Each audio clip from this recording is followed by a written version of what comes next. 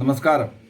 ബംഗ്ലാദേശിലെ ഹിന്ദു വിഭാഗങ്ങൾക്ക് എതിരെയും അതുപോലെ ഇന്ത്യക്കെതിരെയും പ്രവർത്തിച്ചു കൊണ്ടിരിക്കുന്ന ബംഗ്ലാദേശിലെ മുഹമ്മദ് യൂനസ് ഗവൺമെൻറ് ബംഗ്ലാദേശ് എന്ന രാജ്യത്തെ നശിപ്പിച്ചുകൊണ്ടിരിക്കുകയാണ്.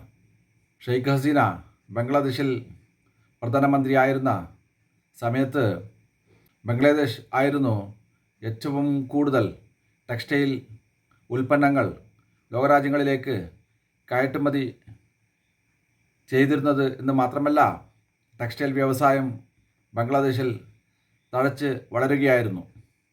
മുഹമ്മദ് യൂനസ് അധികാരത്തിൽ വന്നതിന് ശേഷം തഴച്ച് വളരുകയായിരുന്ന ടെക്സ്റ്റൈൽ വ്യവസായം തകർന്ന് തരിപ്പണമായിരിക്കുകയാണ്.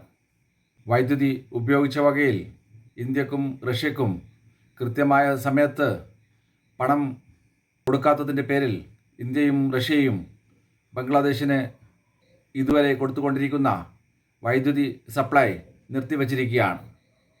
മുൻ കാലങ്ങളിൽ ബംഗ്ലാദേശിലെ ജനങ്ങൾക്ക് വേണ്ടി ഇന്ത്യയിൽ നിന്നായിരുന്നു പല ഭക്ഷണ സാധനങ്ങളും അതുപോലെ ഗോതമ്പും ബംഗ്ലാദേശ് ഇറക്കുമതി ചെയ്തുകൊണ്ടിരുന്നത്. എന്നാൽ ഇപ്പോൾ ബംഗ്ലാദേശ് ഇന്ത്യക്കെതിരെ തിരിഞ്ഞതോടെ ഇന്ത്യ ഗോതമ്പും അതുപോലെ ഭക്ഷണ സാധനങ്ങളും ബംഗ്ലാദേശിലേക്ക് കയറ്റുമതി ചെയ്യുന്നത് നിർത്തലാക്കിക്കൊണ്ടിരിക്കുകയാണ്.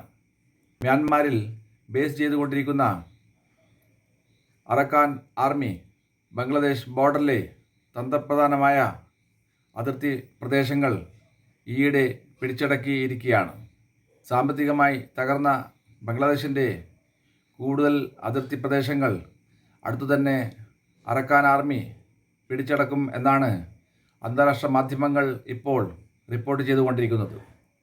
ഇന്ത്യയുടെ സുഹൃത്തായ ഷെയ്ഖ് ഹസീനയെ പ്രധാനമന്ത്രി സ്ഥാനത്ത് നിന്നും പുറത്താക്കി ഇന്ത്യയെ നശിപ്പിക്കാൻ ശ്രമിക്കുകയാണ് അമേരിക്കയുടെ ജോ ബൈഡൻ ഗവൺമെൻറ്റും അതുപോലെ അവരുടെ ഡീപ് സ്റ്റേറ്റും ഇപ്പോൾ ബംഗ്ലാദേശിൽ ചെയ്തുകൊണ്ടിരിക്കുന്നത്. ബംഗ്ലാദേശിലെ ജനങ്ങളെ ഇന്ത്യക്കെതിരെ തിരിച്ചുവിട്ട് ഇന്ത്യക്കെതിരെ പ്രവർത്തിക്കുന്ന മുഹമ്മദ് യൂനിസ് ഇപ്പോൾ ബംഗ്ലാദേശിനെ തന്നെയാണ് ഓരോ ദിവസം കഴിയുന്തോറും നശിപ്പിച്ചുകൊണ്ടിരിക്കുന്നത്.